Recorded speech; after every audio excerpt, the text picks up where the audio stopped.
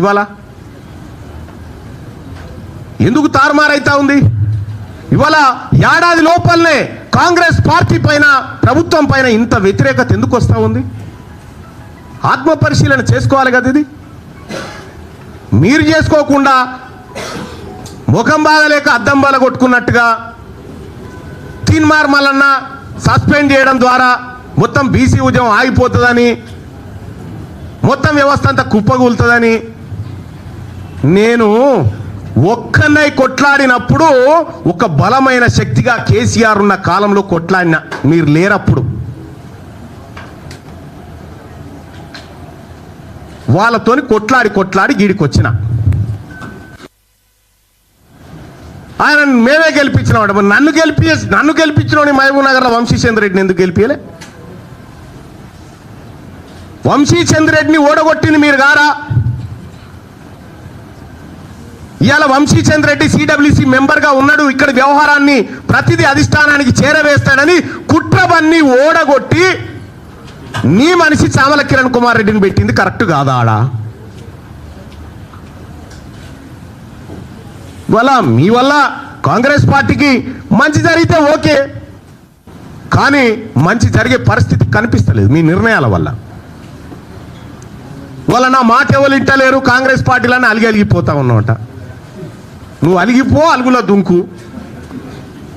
కానీ ఒక మాట చెప్తా ఉన్నా ముఖ్యమంత్రి గారు, ఈ కులగణన విషయంలో కానీ, నా సర్వే నా కథ అది పక్కకు పెట్టండి, ఏది నా సస్పెన్షన్, ఈ కులగణన విషయంలో కానీ, 42% రిజర్వేషన్ల విషయంలో కానీ, 42% వాటా కాంట్రాక్టులు బీసీ కాంట్రాక్టర్లకు ఇవ్వడంలో కానీ, కామారెడ్డి డిక్లరేషన్లో కానీ ఎక్కడైనా బీసీలకు అన్యాయం జరిగితే బరాబరి కొట్లాడతాం. ఇవాళ నేను మాట్లాడడానికి ఏమైనా అడ్డం గుంటే అన్ని క్లియర్ చేసి పెడుతుంది. కాబట్టి ముఖ్యమంత్రి గారు ఈరోజు కూడా మేము సూచన చేయదలుచుకున్నాం. నన్ను సస్పెండ్ చేస్తే నాకే ఇబ్బంది లేదు, ఎందుకంటే తీన్మార్ మల్లన్న గత ప్రభుత్వం మీద కొట్లాడి 100 రోజులు జైలు జీవితాన్ని గడిపి, పక్కపంటి వాళ్ళు ఎవరు జైల్లో ఒక కేసు కూడా లేదు వాళ్ళ మీద. అధికారం రాగానే దగ్గరికి వచ్చి కూర్చున్నాడు. మరి మేము ఎట్లా ఊకుంటాం? రేపు పొద్దున ఖచ్చితంగా గ్రామాన బీసీ వాదాన్ని తీసుకుపోతాం, బీసీ ప్రజలను చైతన్యవంతం చేస్తాం. ఇప్పటికే ఎమ్మెల్సీ ఎన్నికల్లో బీసీల సత్తా దాటినం. 50 సంవత్సరాల క్రితం పుట్టిన పిఆర్టీయు, 54 సంవత్సరాల క్రితం పుట్టిన యూటీఎఫ్, నెల రోజుల కింద పుట్టిన బీసీ వాదం ఇలా 5200 ఓట్లు సంపాదించడం, 0 to 5200 ఓట్లు సంపాదించడం అంటే ఇది బీసీలలో వచ్చినటువంటి చైతన్యం. ఇలా మా సోదరుడు ప్రసన్న హరికృష్ణ ఇలా మీ గెలిచేటోళ్ళని వెనక గుంజి కూర్చుండబెట్టాడు. మీతో సమానంగా పోటీ పడతా ఉన్నాడు. 125 ఏళ్ల కాంగ్రెస్ పార్టీ చరిత్ర, 40-45 ఏళ్ల బీజేపీ చరిత్రకు ఒక బీసీ బిడ్డ తలగొని పెడతా ఉన్నాడు ఆడ.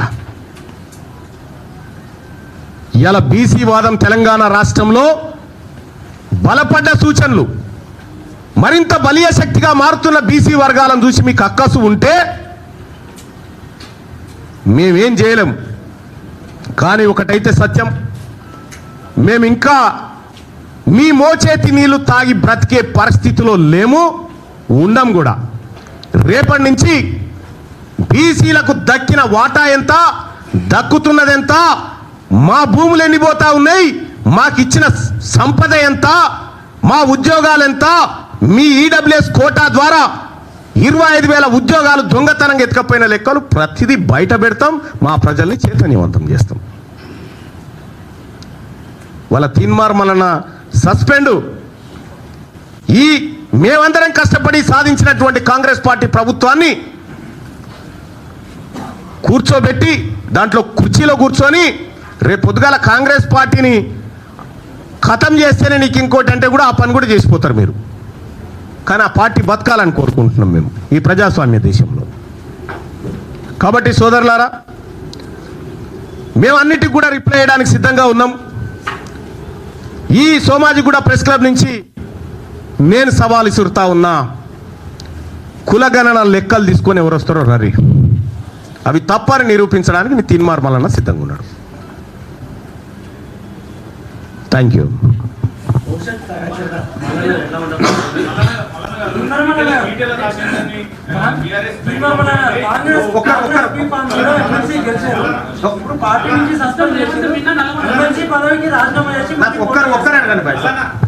దయచేసి ఒక్కరు అడగండి, నేను 100 ప్రశ్నలకైనా సమాధానం చెప్తా.